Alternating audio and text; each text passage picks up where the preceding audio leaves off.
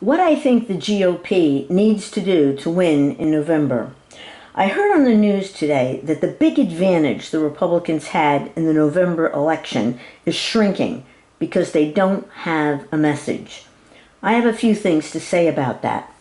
How do Republicans think there will be a red wave with Mitch McConnell and Kevin McCarthy as leaders of the party? Republicans need to highlight the dynamic populist leaders that best represent the party the Republicans have become.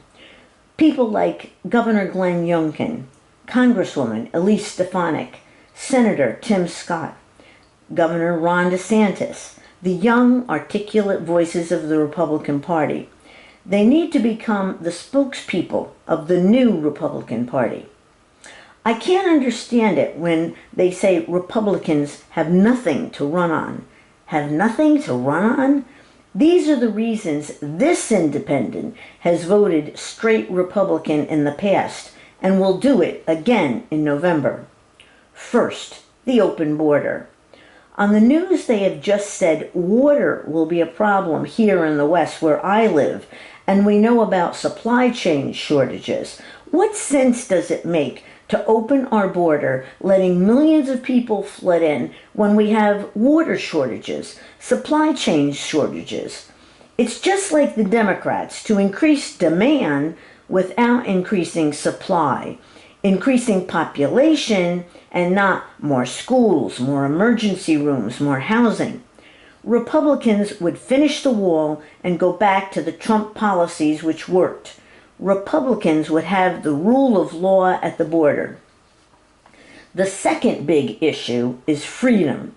Republicans are the party of freedom.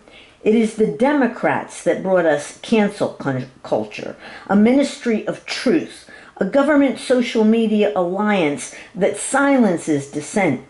And now the Justice Department, allied with our intelligence agencies, is going after Democrat political opposition, labeling parents who want a say in their children's education terrorists, having a double standard for those protesting election results on January 6th and those who burned our cities, targeted our police, yet were encouraged by and bailed out by Democrat leaders. Republicans brought us energy independence and would do it again. Democrats brought us gas and energy people can't afford, made us dependent for oil on Venezuela and Saudi Arabia, thus compromising our ability to defend ourselves, our military readiness, hurting the poor the most. Republicans stood up to China, recognizing it as our #1 threat. They would bring manufacturing done in China home, helping our national security, not increasing our dependence on a nation that wants to dominate us. Democrats have created a crime spree in many cities. Republicans would restore common sense policies on crime. Democrats have encouraged propaganda in our schools, critical race theory, gender queer theory. Republicans would give parents choice by giving them vouchers to choose schools that best meet the needs of their children. Republicans respect life. Democrats demand abortion up until the 9th month. The former Democrat governor of Virginia explained, "If a mother is in labor, I can tell you exactly what would happen. The infant would be delivered. The infant would be kept comfortable. The infant would be resuscitated if that's what the mother and the family desired. And then a discussion would ensue between the physician and the mother." He's talking about infanticide. The weakness of Biden resulted in Russia attacking Ukraine. Republicans would restore peace through strength. Trump got a dialogue going with North Korea. He got a peace deal in the Middle East. He stood up to China and Iran, so there was no doubt there would be consequences for them under a Republican administration. Unlike Democrats, Republicans are not globalists who would allow global organizations to tell us what we can and can't do in the United States. They stand up for the average worker who has lost economic ground under globalism. That's why Democrats are now the party of global corporations and Republicans are now the party of everyday people. Republicans are the party of capitalism, who gave people like my father, an Italian immigrant, a chance to start a small business to support his family. Republicans have eliminated unnecessary regulations that stifle business.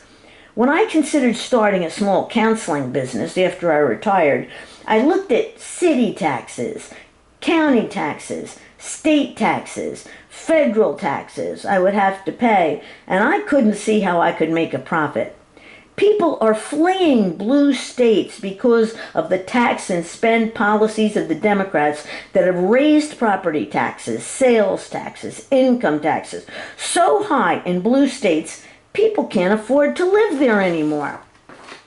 The reason I voted straight Republicans in the last election is I believe in helping people who can't help themselves, the very poor, the very handicapped. But I do not believe in the Democrats helping certain able-bodied groups in our society at the expense of other groups, often worse off than the groups getting the freebies. I believe in the individual, not identity politics.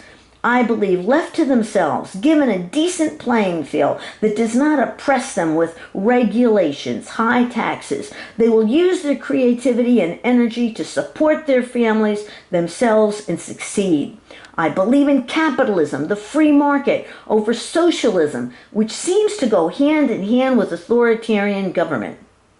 I have a high regard for our forefathers, our Constitution, Bill of Rights, our Declaration of Independence. I don't understand those who say white people today are responsible for the sins of slavery in the U.S. while they ignore the slavery going on today in China.